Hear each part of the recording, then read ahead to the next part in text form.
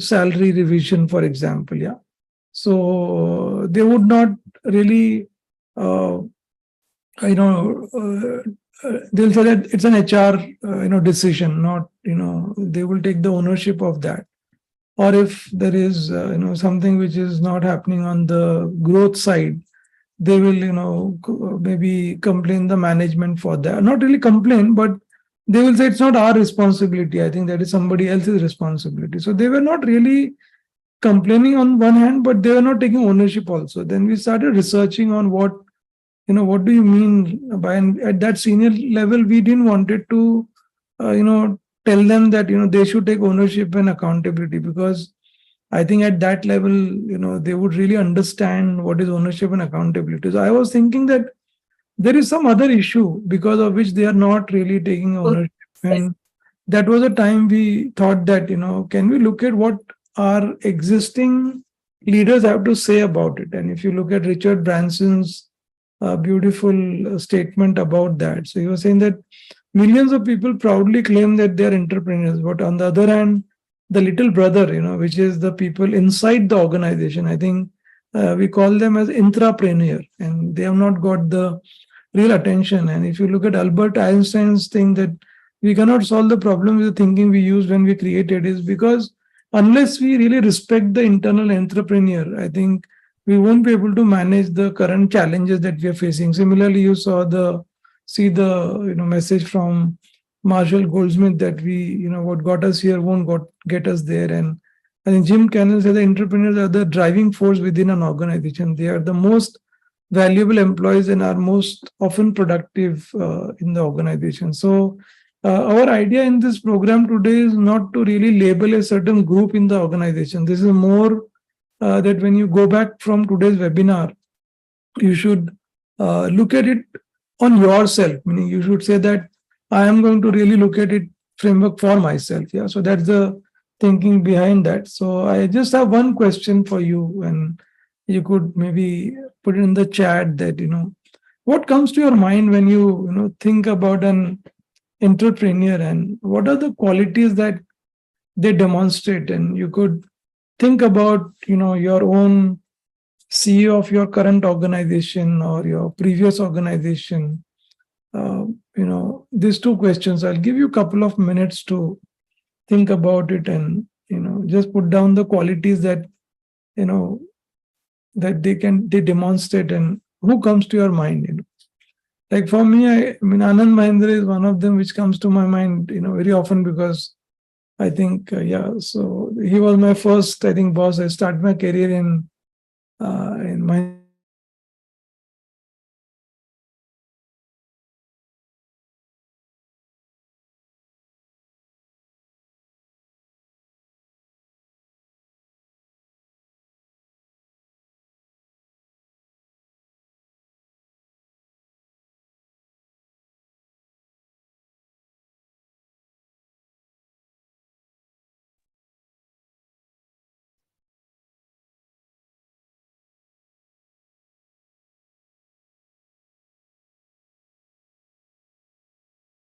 Good afternoon, everyone. Please be online. I think there is some Yeah, electricity issue.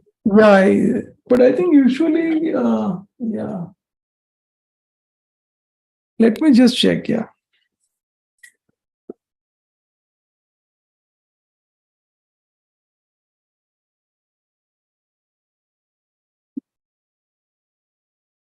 Yeah, Ankit, I think I got dropped. Usually there is a nice power backup in our router also. I don't know how it got disconnected, but I'm back. So you're able to hear me, Ankit, and everybody? Yeah, Yes, sir. Clear. clear. Okay, lovely, lovely. So I think I was asking this question about the two things, which is essentially the who comes to your mind when you think of an entrepreneur, and what are the qualities. And I was reading a couple of them, and I think then the light went away. So I can see, I think Ratan Tata, I think obviously comes in all hours of such questions. And I think vision, ownership, accountability, empathy, yeah, self motivation generates employment, Mahinder says. Okay, thanks, Mahinder. And I think Nipsey say self-motivation, adaptability, persistence. Yeah. Ability to see the future. Okay. Disruptive thought. Okay. Very nice. So Govind, we are going to deal with this at the end very nicely. There is a nice model that we'll talk about. Thought process and then domain industry authority. Very nice. Okay.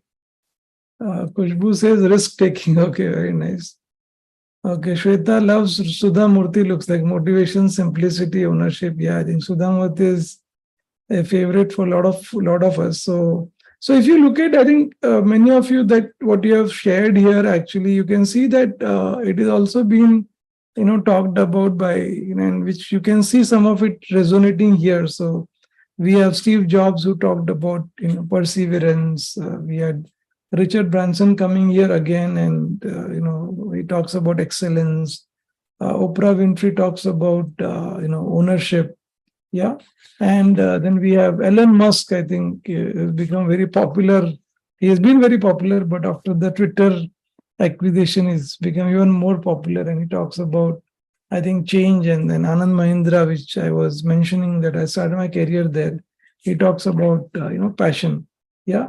So if you look at whatever you have shared here and, whatever the leaders have to say, in what areas do you resonate? So I know, Kushbu, you spoke about risk, and risk is shown here.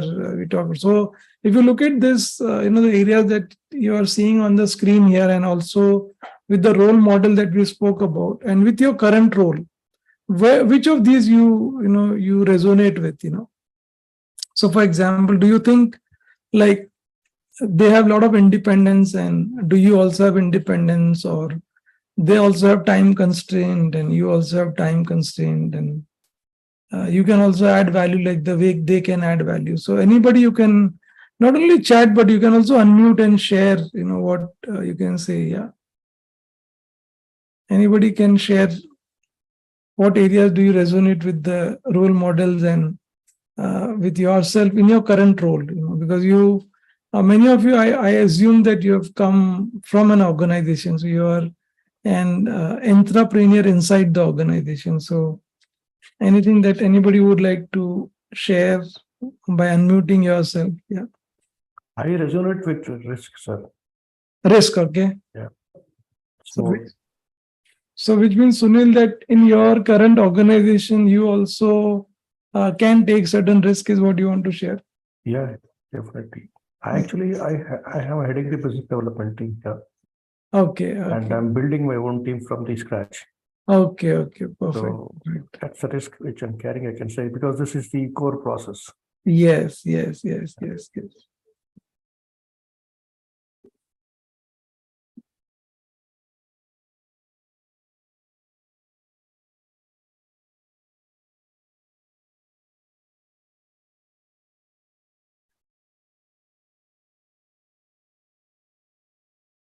Yeah, so no, I think there was again a light connection. I thought that is the internet gone, but looks like this time it is all right. You're able to hear me. So yeah, Sunil, thank you so much for sharing that. So anybody else who would like to share, like what do you resonate? Yes, Yogesh. I would say added value. And the most beautiful part of, this particular area is no matter which role we are working, which industry, and Yes. at which level in the hierarchy, all of us in our individual capabilities can definitely add value to whatever we are doing. Very nice, yeah. So very nice, Kushbu, Sunil. So the point I want to really, bring to everybody's attention is that, as an entrepreneur, no matter what the conditions are, we still kind of do that. And I think the same thing, if you look at the next slide, you can actually see the different, actually, so pretty much everything that you see, nothing really changes except the middle part of it. So even the entrepreneurship requires them to be creative, like the way Sunil said, that is creating a product. They need to show some innovations. They need to, but the only difference here is that they are working with an external ecosystem, whereas you're working within internal ecosystem. So that's the only difference. So what we want to drive here, and as Khushbu also said, and maybe Sunil and maybe others also resonate, that no matter what the current culture is, what the current conditions are,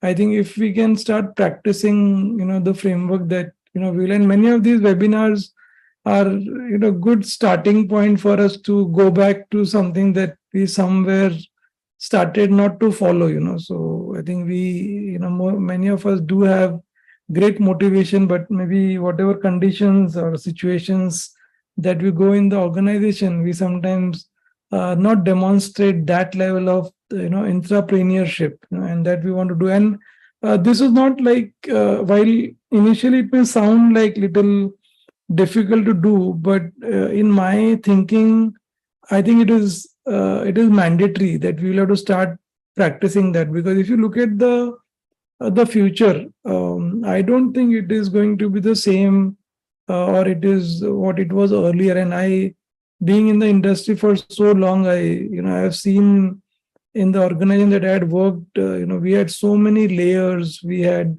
so many silos. It was okay to only perform a particular area of work, and there was no problem. But that's not going to be the future. I think people will have to take on multiple roles. You as a leader will have to deal with the kind of changes happening in future of work. And I think if we don't innovate, on time, which is like an imperative, you have no choice but to innovate. And I think each employee will have to be empowered, because you can't really have, too many managers sitting on each other to keep reminding people to do things, because that the cost that will get incurred because of so much of hierarchy will just not be affordable from the value perspective that the client is looking for, the cost that they are paying. Yeah, so I think these three, things which I think is going to be a reality in workplace. So I think we will have to soon. And I keep giving sometimes this example of, Zeroda as a company is giving such a tough time to, a lot of our traditional, stockbroking companies, and who had so much of, hierarchy, so many physical location.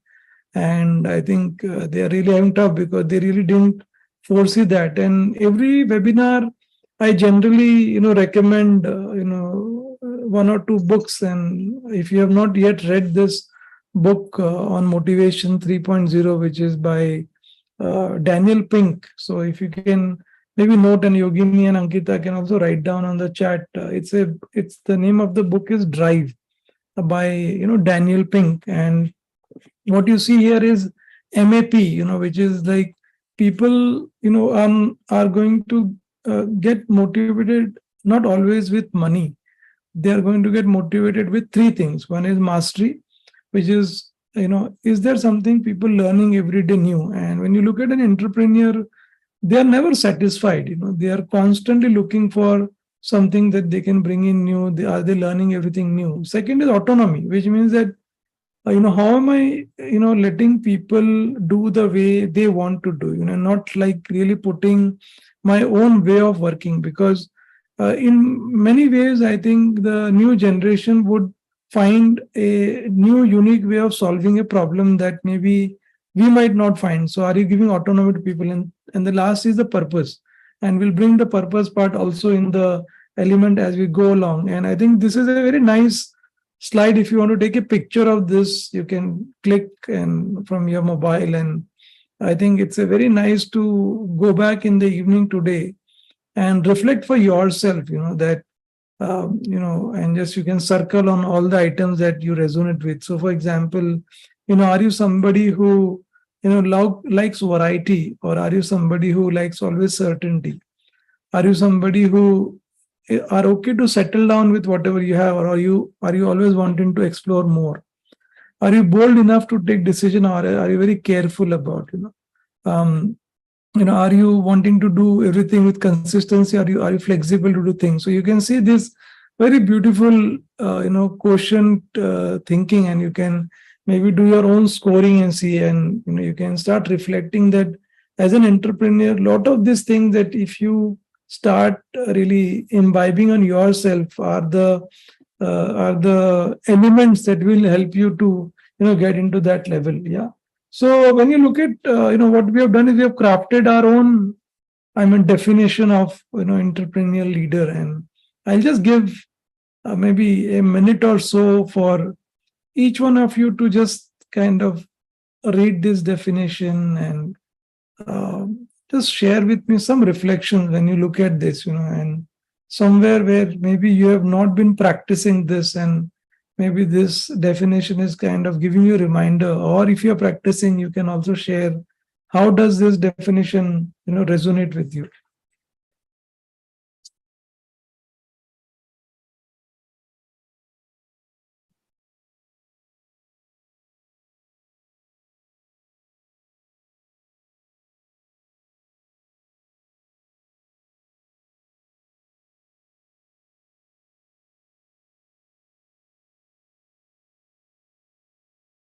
I know Sunil and Khushbu had been our opening batsman, but anybody else who can play actually.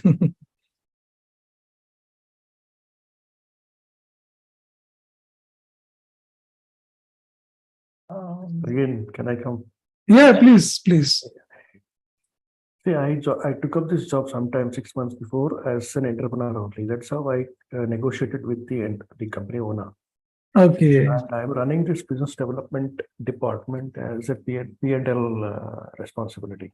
Right, right. So I explore the facilities and resources of the company to run my own business as an entrepreneur here. Right. Very nice.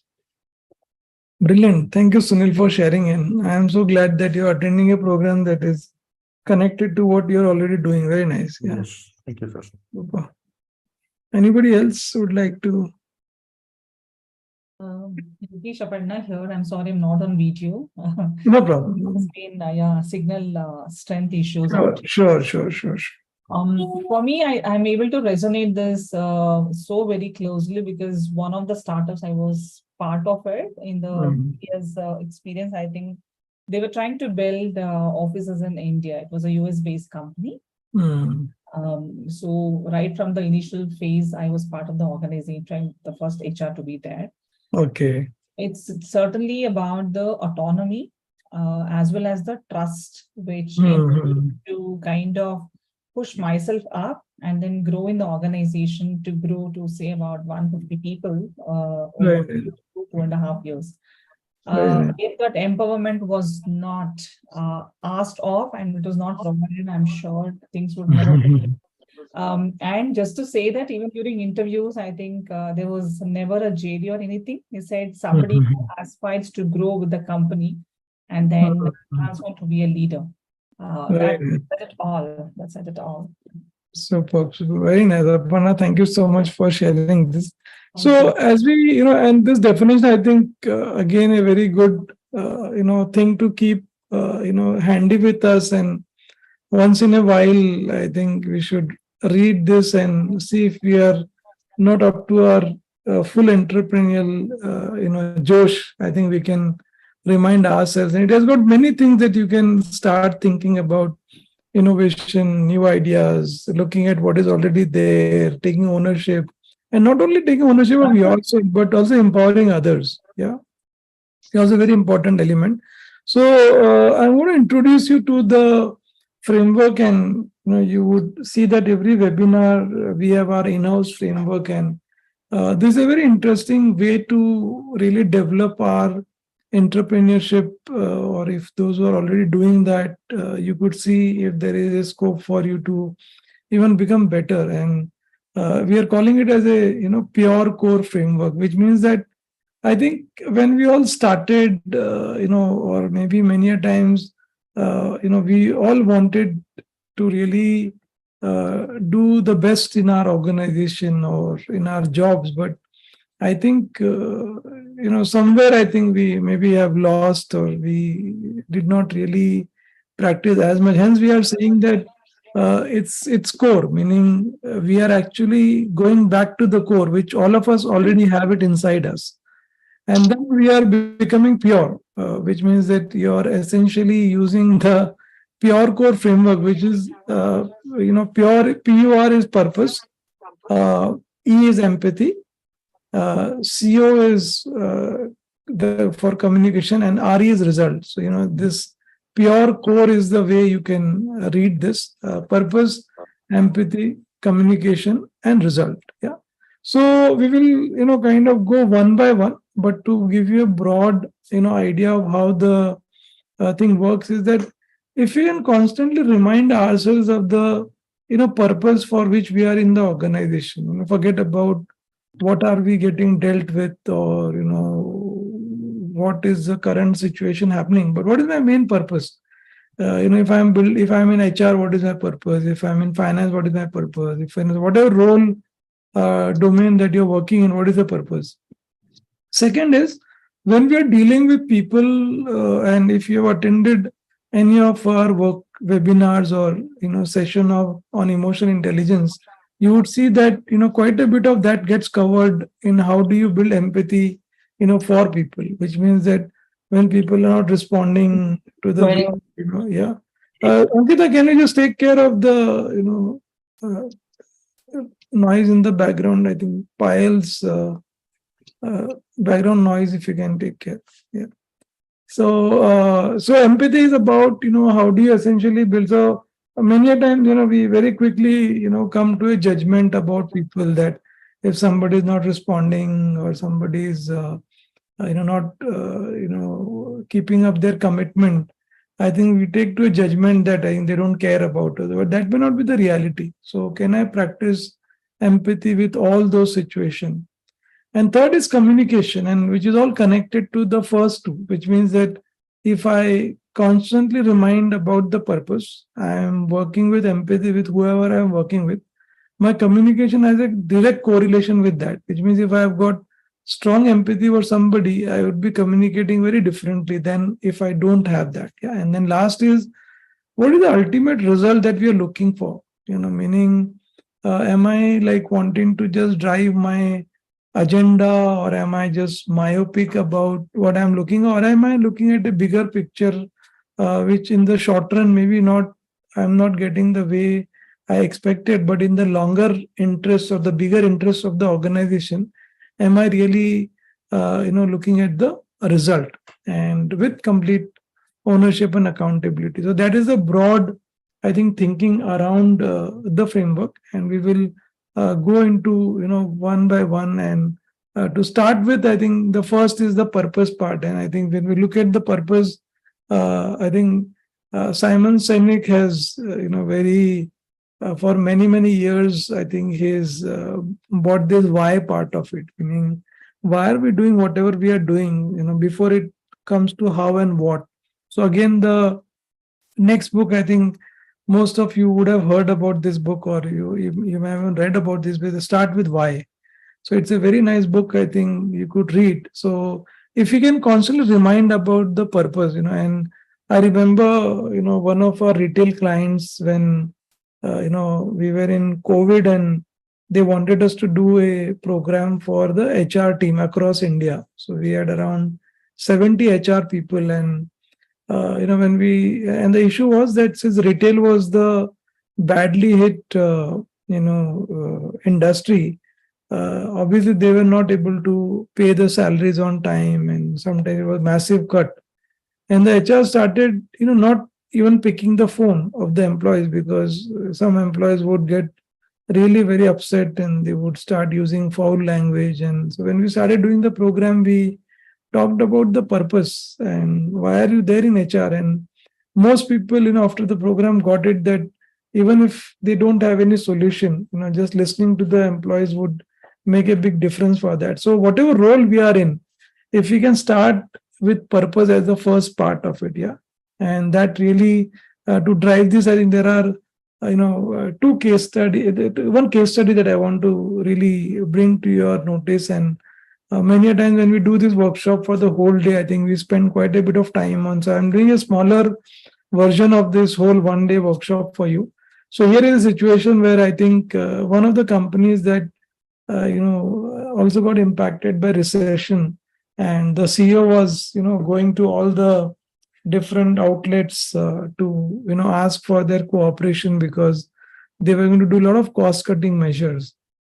And many of the outlets employees were very upset, because they came to know that there is a renovation that was happening in the divisional office, and people are upset that ek taraf to you're asking us to, cut cost, and on the other hand, you are essentially, doing renovation.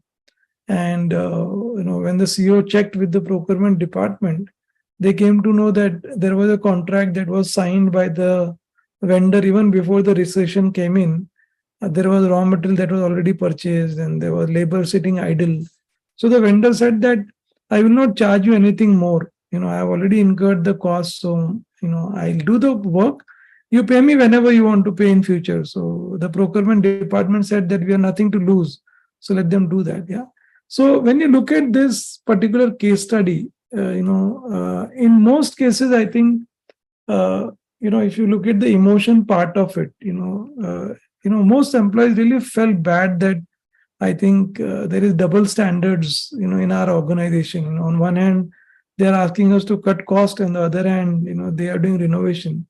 But imagine if I were to look at my first part of the framework, which is why am I in this organization? I am here to really ensure that such conversation do not continue. I can go and talk to the right management team. I can use some of the channel to go to HR and find that out. And while we do that, I think there is a big play of emotions that comes in, and I think we go in detail. I'm just giving an idea of that. So when I'm like really getting upset with the management, what am I doing with my thinking?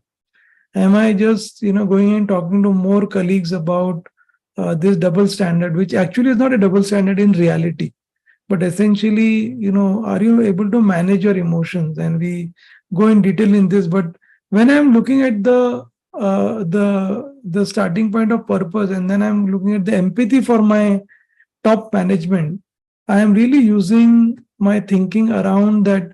I think there must be some valid reason why I think this division renovation is happening. Instead of concluding that the management has double standard, can I really not believe my automatic stories which comes into mind? Can I not really trust my subconscious behavior? Because maybe in the past I have had a double standard, and maybe that could be the reason I am behaving like this. Or my amygdala got activated that I'm so upset about this that I am becoming irrational and not using my prefrontal cortex. So as an entrepreneur, these are the first two components that we have to constantly practice, irrespective of what we are going through. So I'll take a pause here. Any thoughts, any reflections on the case study or on the purpose and empathy part before I move forward? So I can just maybe unshare for a minute and just have people share your thinking so far, and maybe I can ask people to turn on their cameras for 5 minutes. We can have some conversation, and then we can turn it on again. So any thoughts on whatever you have seen so far? And hi, Sandeep, how are you? Share, Yogesh, I can share, whatever we have seen through in the recent times. There, all the because of the lowdown, a lot of companies there has been constant threat of laying off employees, etc. All that which has happened.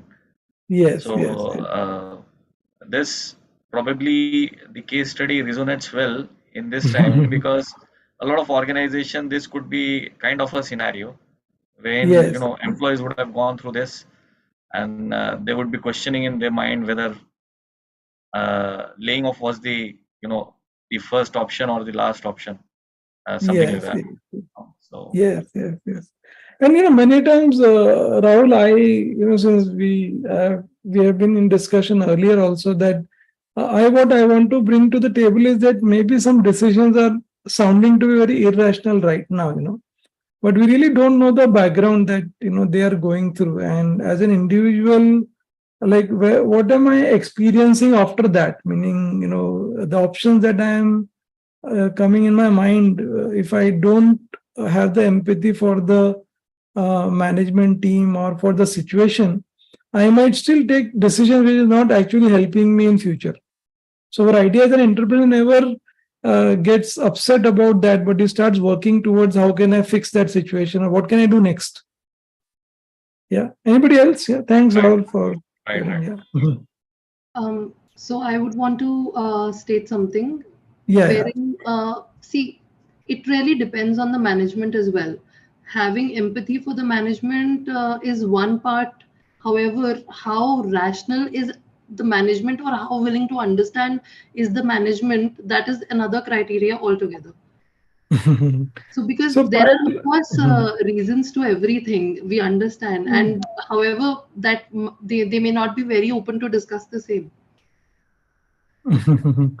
so what happens, Payal, is in most cases, I'll tell you that, when we, when employees talk to each other and they start, maybe not knowing the constraint that the management is operating, they start creating their own stories, and they reach to a certain point that it is very difficult to come back and, come into the frame where even you can have a conversation.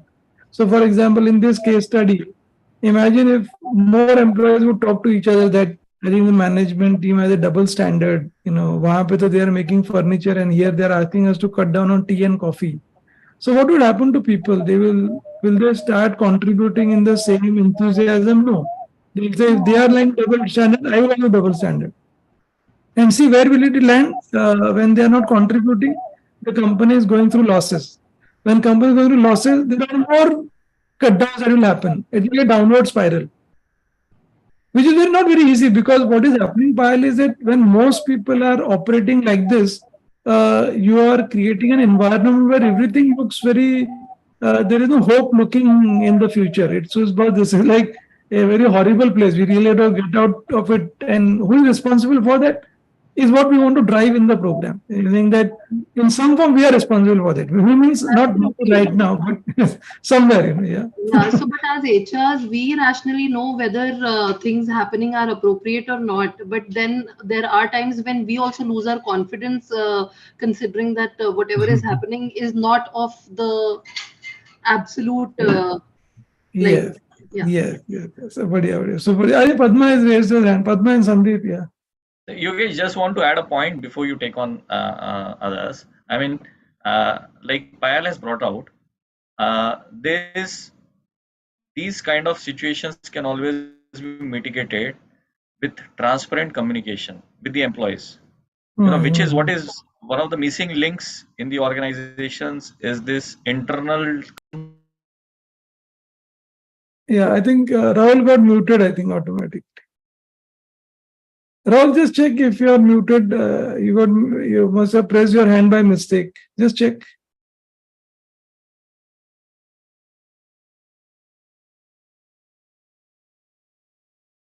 Yeah, I think Padma muted Rahul, I think, because Padma wanted to say something. Padma, please. No, I'll wait for him to finish. I think he's still there. No. I think he's still struggling with the unmute part. Rahul, if you want to, you're not able to unmute, let me check with the admin if that is the case. Or I don't know. No problem. Padma, go ahead, please. I think Rahul, we can have him speak again. So for me, I would say the stories we tell ourselves is the people we become. I think in every situation, I'm going to keep asking what do I want from this, and especially as a leader, I want to see what's my way forward, and I don't want to drag people down with me, whatever be the situation, right? A lot of times I don't have the answers, I don't have the big picture, but I want to still be able to see what is it that I can do still in spite of the constraints that I work with. I think that's how I see it. And that comes from the victim versus your leader mentality also. It's instead of spiraling downwards, I see what can I do now. Valid, absolutely, Padma. And I think in our thinking, in the framework that we have put together, we want to propagate this to more and more employees, including when we are doing an onboarding. I almost feel that we should get the campus recruits to go through this pure core and say that, boss, you have to lead this organization and don't promote this issue that you're seeing just immediately. First try and clarify as much as you can, and even if you don't, what is the ownership that you are taking? Very nice, Padma. Very, very nicely put. So, Padma, any book that you come to your mind, do share on the chat that people can read. Yeah. Yeah, And Sandeep, I think, yeah. Sandeep usually is our opening batsman, but he got late today. So, yeah, Yes, Sandeep. indeed.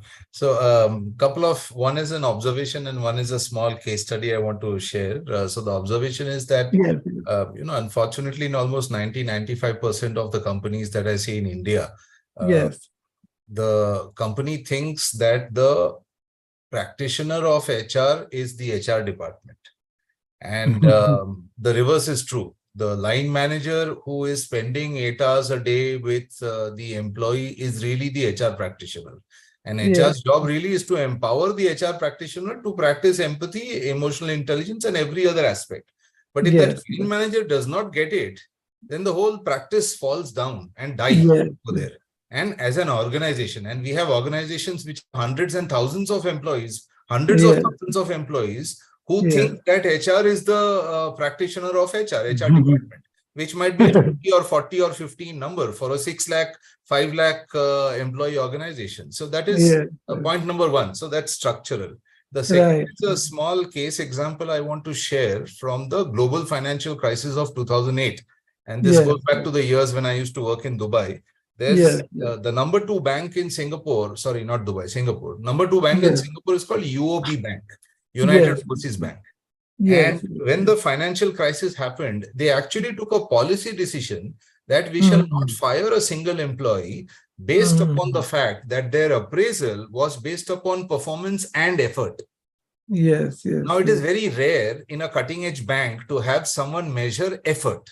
And they Right. recognize Right. genuine effort with a very scientific appraisal, and they would Right. recognize results. And they Yes. said, we Yes. are not going to fire a single employee from the company. And they did Yes. not. Yes. And Right. as it happens, UOB Bank has had 3 CEOs in 75 years. Okay. One CEO working on an average for a 25-year term. So in other words, they have operated the company like a startup, like a large startup. Yes. They had like Yes. 9,000 Yes. employees. But Yes. they ran it like a startup. They ran it like an entrepreneurial venture with the Mhm. appropriate empathy percolating down across the whole Yes. system. And I found it absolutely amazing because, banks during global financial crisis, they would just Yes. disable your swipe card in the morning at 8 o'clock. You could not enter. And then you came to know that you were fired. There were banks which did that in Singapore. Yes. Yes. Or they sent you an SMS saying your Yes. services are no longer required.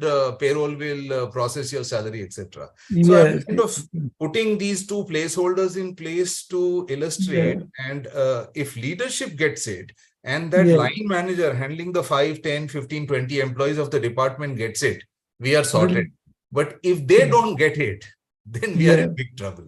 So Brilliant. Brilliant. Yeah, Sandeep, thank you. So, those who are joining our webinar for the first time, this is how we clap for people who do some value add to the workshop. There's like virtual clapping, Thank you so much. Thank you. Thank you so much. So, Sandeep, only my observation now is that, see, maybe a few years ago, there was a certain age and maturity before deciding the CEO. But if you look at the, last couple of years, I think while the CEO is really good in his IQ and has done some phenomenal job on a creative idea and got some, company to move to a certain level, but that maturity sometimes which comes with certain experience is lacking, so true, very true, very true. I mean, just look at the difference between Steve Ballmer and Satya Nadella. Steve Ballmer would challenge his employees every day. Prove yourself, prove yourself. He was that classic alpha male A personality. Yes. Satya Nadella, on the other hand, says you don't have to prove yourself. That's why you're in Microsoft. I want you to prove yourself. And the market cap has gone from 250 billion to 1.1 trillion under Satya Nadella. See the difference in the approach. Absolutely. You are spot on. It is not just the core competency, but rather the EQ and SQ rather than the IQ. Yes. So what I always tell in our webinar is that I think we can't change this equation right now that we have, so will we be able to really essentially manage, the environment and take our own personal responsibility, so forget about where we are. And if we can do that, that is very powerful. So absolutely. Yeah. So if you look at the first two part, of the purpose and empathy, based on that, I think you will really be able to do your communication in those situations. So I think when you are communicating in any of those that we just spoke about, am I detached, so in the case study that we just saw, and if I want to communicate, if I was an employee, am I getting attached to the madness that I got in the all hands meet? Am I positive about first asking, there could be some rationale behind what I'm seeing, am I also fearless that I think the management may get upset if I question them, but can I still ask the question? Because as an entrepreneur, I don't really get worried about what response I'm going to get. I am truly passionate about the purpose that I'm living for my role. Yeah. Am I decisive to really get some decision about that particular issue and not hanging it and taking accountability of what am I seeing, and I'm not making a judgment call. And finally, the empathy in the communication.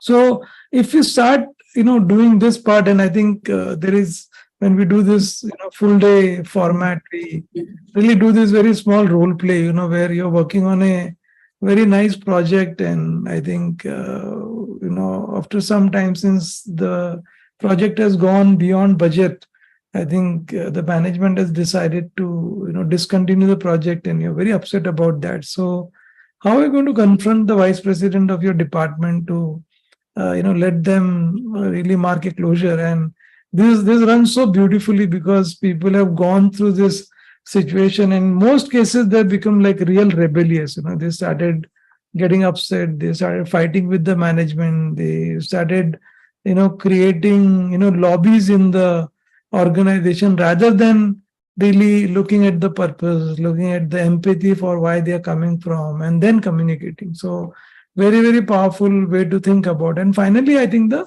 result part of it means if I constantly train my mindset to look at if I look at more on problems, I'll see more on problems only. But if I look at outcomes, so in this case of the previous case study or the first case study, if the outcome is to get clarity on what am I seeing, I will see a lot of possibilities coming across in the journey. So for this also, I am like walking you through, I think, two case studies that are very interesting, and these are all like real life case study with our clients. So in this case, there is an automobile dealership which actually has grown over last so many years, and as they have grown, they thought that we will have a biometric system in which people would have to put their fingers, and if they are late by 30 minutes, then they will the half day salary will get deducted. And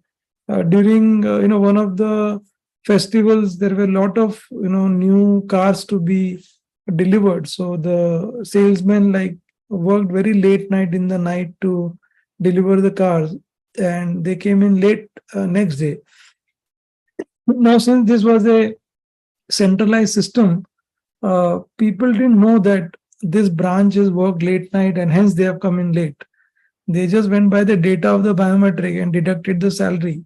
Now imagine if you are a store manager or if you are the employee whose salary is getting deducted for staying back in the previous late night, how would you experience that? So if you were to continue to apply the framework of the empathy, the communication, and also the result, what is the result I want to get out of this situation? Do I want to create a union in the store and get revolt, or can I ask the top management that although we stayed back that late evening, and you can see there is a table, if you're a manager, what would be your purpose towards the organization? Why should you empathize with them? How will you communicate? What is the final result that you want? Going to a union, forming all that will not really get you the result. So can I really practice that part? And this is another case study where I think I'm bringing the top management again, because since I work so closely with some of our clients, I really can see how much of challenge the more top management have in terms of dealing with the market. And if you're a listed company, dealing with the stock market, dealing with the socio-economic situation. So in this case, I think the CEO has been traveling for like 21 days, and when he's coming back, I think there is this result that is going to be announced, and I think there is a board meeting. And now, if the CEO does not give the guideline to the analyst, the stock market will punish them for the stock price. If they give the guideline, then the CEO has to come back and cut down some cost. So many a times when our management is cutting down on cost, or they are trying to do some hardship to us, I think the immediate thinking around that is maybe the management is a villain. So if we start practicing the pure core framework, I think you will suddenly surely get a lot of these ideas to do that. And if you really look at how does this whole thing we need to develop, so one is the framework that you just saw, but to do that, I think I want to leave this to all of you for a minute, and I want to talk about this two axes. On one axis you will see a lot of things that we're talking about: our domain skills, our knowledge, the tasks that we are handling, our IQ, our professional certification. So this is one for sure an important axis.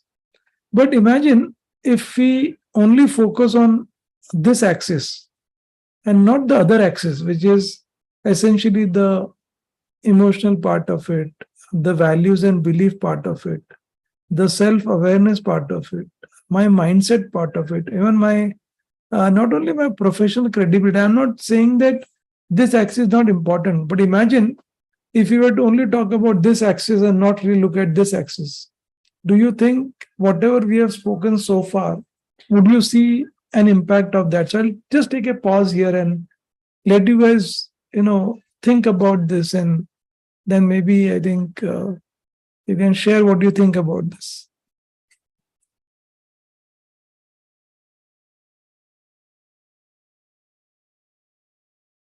And you can see one axis is transactional, one axis is transformational. One is linear, one is exponential.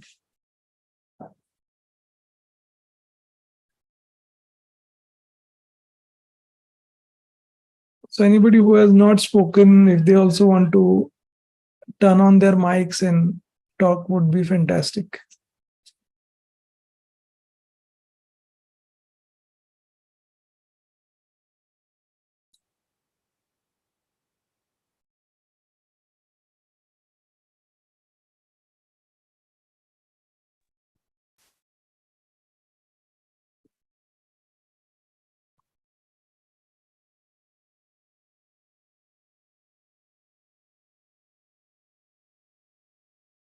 Looks like you guys are immersed in the slide, or I think Aparna here. yes, yeah. I think on the x-axis, it's more about with growth. This could be both professional and personal, but Yeah. Bringing in more of a corporate context or an organization context. The higher a person gets into a role, it's more about building on to the ones which are listed out over there, which is transformational, because Yeah. when the enablement will come through such awareness, and once they grow off scale, the teams will enable the teams to probably bring in these competencies, or what is really required for organizations to move ahead, and then keep traction of what's really the vision, and then help them to grow and deliver. Yes. I mean, and the other axis, the y-axis. Connectedness, right? It's about the connectedness. If I feel that I'm connected to the larger purpose, if I feel that I'm owning certain aspect of it, or what's the value that I can bring, I think each one of it is interlinked, and hence more investment towards a transformational. That's an engine. So you need the wheels. You need the wheels to move forward, right? It's Sure. Very nice. Thanks, Aparna. I think Sandeep had to share. Sandeep, please. Yes. So I just wanted to share that whatever is listed on the horizontal x-axis, yes, are, I mean, I teach this in my classes also. I would consider them as the lowest common denominator, because that is why I'm hiring that person with that competency. But as you grow upwards and you are moving from an individual contributor to a manager, and if you wish to become a leader, then what will actually make you successful as a leader is everything which is listed on the y-axis. The x-axis is assumed. इसी के लिए हमने आपको चुना, आपको appointment letter दिया. But to become a leader, you need to imbibe and practice many of the things in the y-axis. And the greatest leaders are the ones who are transformational, not transactional. For them, the transaction is a byproduct of the transformation. So they are not taking the transaction as the objective. I mean, somebody who says that I want to achieve X crores or Y crores is missing the story. It should be to build an institution, not an institute. And somewhere at the back of my mind, this slide also reminds me of the Blake and Mouton leadership grid. Looks at leadership styles of people versus production. So the more emphasis you put on your people development, in a better position you become, you make your organization. Right. Very nice. Over to you. No, very nice. It was super, Sandeep. Very nicely. So the only thing, Sandeep, my thinking is that earlier, I used to always think that I think this has to be done only for, leadership and somebody, but at cross all levels. I mean, I must say that crossover, when Ankita, Yogini are here, and the amount of vertical or horizontal focus they are putting themselves, we are like running like a self-empowered company. There is no manager sitting on top of them asking them that aaj hua ki nahi hua. Everybody is actually practice, and that, as you said, if you focus not on the production like in Motorola, you don't have to worry about the production anymore. I think it comes automatically. Exactly. Very nice. Emmanuel, I think you wanted to share something.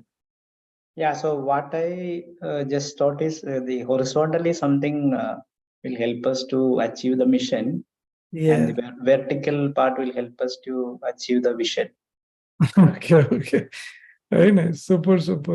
Only thing is, mission and vision is very interchangeably used, So, but I think our whole idea is that we want to focus on both, and unfortunately, many times we focus more on the axis where we do a lot of capability training, where we do a lot of domain training, on the IQ. We don't work so much on the values, self-awareness, EQ. So we want to bring that, and you would have seen this glass on the left-hand side, and people have been talking about this glass that if you want to fill your glass, I think you should empty the glass. But now I think people are talking about the new glass. They are saying that not only you should empty, but you have to make your glass bigger, because the expectation of the world around us, or the expectation of the businesses, is that I think individual may not be it may not be possible for people to have only myopic roles that they play. People have to get wider. People have to pick up multiple things, and to do that, I think we will have to not only empty our glass, but we'll also have to make our glasses bigger. And it is not going to be easy when we're going to do this bigger glass game, because there will be a lot of polarities that we will have to manage. And this is, I think, a very interesting slide that I no matter how many times I look at it, I find it so powerful to keep thinking that I think if you're an entrepreneur, or if you're an entrepreneur, you will have to constantly navigate these polarities. So on one hand, you have to support the team. On the other hand, you also have to kind of provide freedom. On one hand, you have to be very decisive, but on the other hand, you have to be also very inclusive, which have so different polarities. If you are too inclusive, then I think the decision gets delayed. If you quickly decide, then people feel they have not got included. And on one hand, you have to communicate, manage complexity. On the other hand, you have to keep things very simple. One hand, you have to execute to the plan, but on the other hand, you also have to learn in the whole journey. And if you're learning, sometimes the plan, gets also delayed, So anybody would like to connect this with any polarity that you have been experiencing lately, or anything that comes to your mind? And this is a very, very powerful slide as you start thinking about it. Yeah. Yeah. And like most of our content, I think we at Crossover, always want to bring in very cognitively, strong content that really makes people think, the actions they can take in the journey. But in the class or in the webinar, I think we want to, give you a lot of thinking time, a lot of things that you otherwise would not have had a chance to maybe spend time. And here is an opportunity for you to look at. And as we manage polarities, I think the last slide of today's webinar, which I want to bring here, is about how as human beings, and Robert Keegan has very beautifully put this together, that I think at some point in our lives, when we possibly get graduated, get our first job, I think we are very dependent and we are conforming to the environment. So we follow the instruction, we are okay to seek direction, we play in the team. But as we take on higher responsibility, our mental complexity over time started changing. So first is our socialized mind. Yeah. Second is our self-authoring mind, which is basically we are independent now because we have kind of got some experience. We know what is the agenda I need to drive. I start leading the teams also, and I have my own frame of mind. I'm solving a lot of problems. I'm independent. But I think the last stage that I think we would need as an entrepreneur is the self-transforming mind. So we start with the socialized mind, move to self-authoring mind, and then finally get to self-transforming mind, which is basically I am more of a collaborator. I am interdependent, which means that I am not saying that all the solutions lies with me. I know that John, Sandeep, Khushbu, Aparna, I think Padma, all these people actually collectively we can do a lot of stuff rather than because I become like a meta leaders. And couple of statements that are very powerful for you to reflect in self-authoring mind. You're talking about leader learns to lead. Can you see the statement here in self-transforming mind? Leader leads to learn. Superb. Meaning you are basically leading to learn from your team only. While you may finally take the decision, but many times you don't have to take so much of load on yourself. You're spending, your time not on solving problems, but you're spending time on finding problems. Can you imagine? It's a fantastic, way to look at it. Which means you're not even waiting for the problems to come. You're actually finding them even before they have come. And you're now become really powerful in, holding contradictions, being multi-frame and not really just agenda driven, which is very limited and very myopic. Yeah. So I'll just, leave a minute for you to maybe read it, share any observation, any thinking around this fantastic last thing, I think, which is going to really help us to constantly develop our entrepreneur mindset. Any thoughts, any reflections?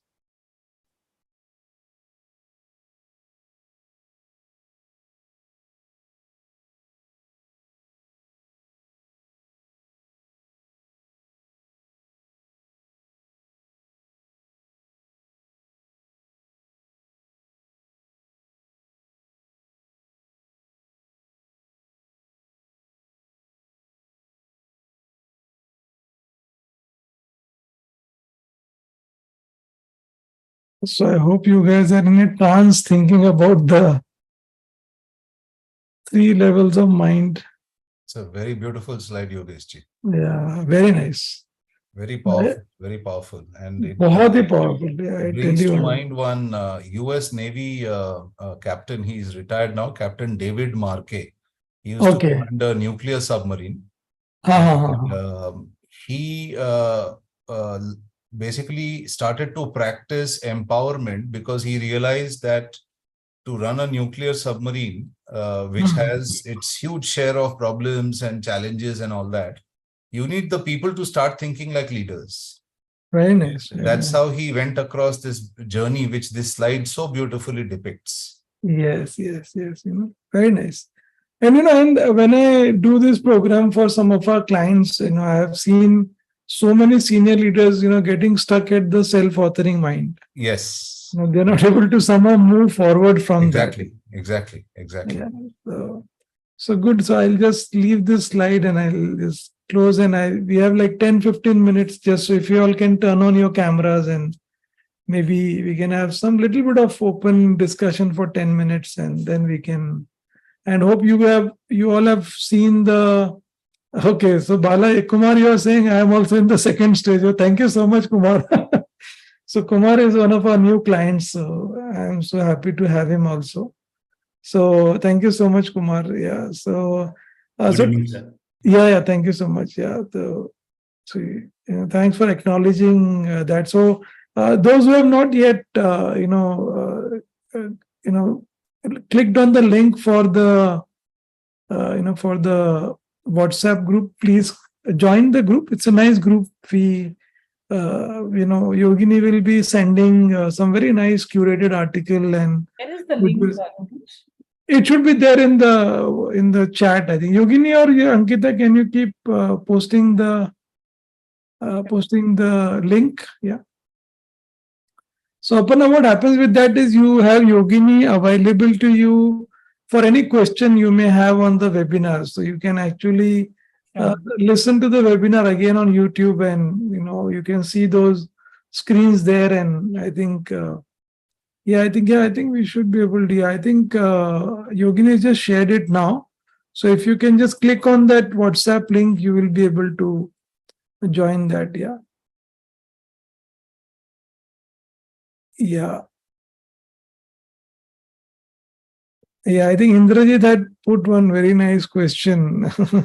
So I think Indrajit, I don't know if there is a clear-cut answer for that in one formula, but what I have seen, Indrajit, in the time that we are running this program, that Pure Core has helped quite a bit to our participant. When they started practicing as a group, you start seeing that those constraints were actually at some point created by us and not by somebody from outside.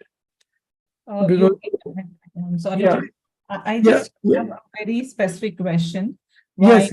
All these learnings have certainly is helping. Do you have any observations or inputs when you've run these kind of programs or framework for a startup organization? The reason I ask is, as you very well understand, today's startup is generally run by 25-year-old.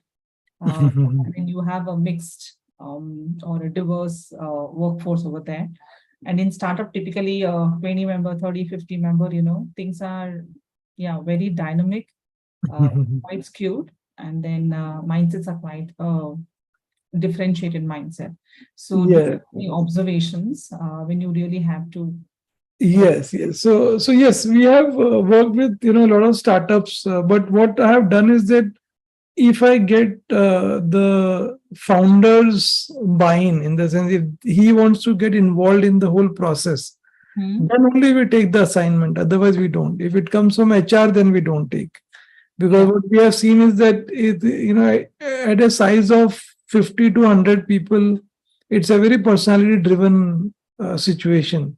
So the main guy is not keen on getting a new culture in place. We usually don't even take it up because we tell the founder that it won't work. Because we will teach something to them, and then the guy completely destroys the whole thing. So thanks for sharing that. And that exactly resonates what Indrajit has put out over there. I think I echo it a lot. Yes. But we are open to having the conversation. So it's not that we make, we are applying Pure Core ourselves here also, So it's not that we are not saying no to them. In fact, at times we have had multiple discussions, but in fact, one of the startup founder, I said that if you can first do your coaching, we can get started for others, and he got very upset with that. So No, it's a practical thing. Mhm. Yeah, They feel yeah. coaching is like a treatment, so which is not the case. Yeah, So yeah. So it is okay. I think they would possibly, I think everybody has their own style of working and we respect that. But the sustainable model is that if the guy is listening to us, then we will be able to help, no problem. But we have had many situations like we have a startup in Pune. We have been working for 4 years now. And the founder is like completely bought into our work and he's almost left it to us. We literally sometimes even give him the script what he should say in the all hands meet. Can you imagine? He's so much well. And I can understand he's like absolutely, struggling for time, and we create the script also for him. He just by hearts it and says, and it works miracles for us. Yeah, yeah. And even for like I would say even larger organization, we have another client which is a $1 billion company, but you can see, at certain level in certain units, this framework has really beautifully worked when we started working with the top leadership. So everywhere we first get their buy-in and then we work on the others, because in most cases, I think people are a reflection of the leadership in some forms. So I think we have to first fix that. We have lost some of the deals just because of we being insisting on this part. Because we have seen over last 8 years the places where we haven't insisted, ultimately the client was unhappy because we didn't get the result.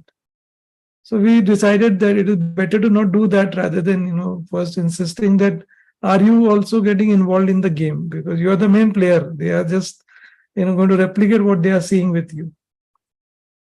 Yeah, but there is an amount of receptivity now I can see compared to maybe 4 years ago in startups. I think people have started to realize that.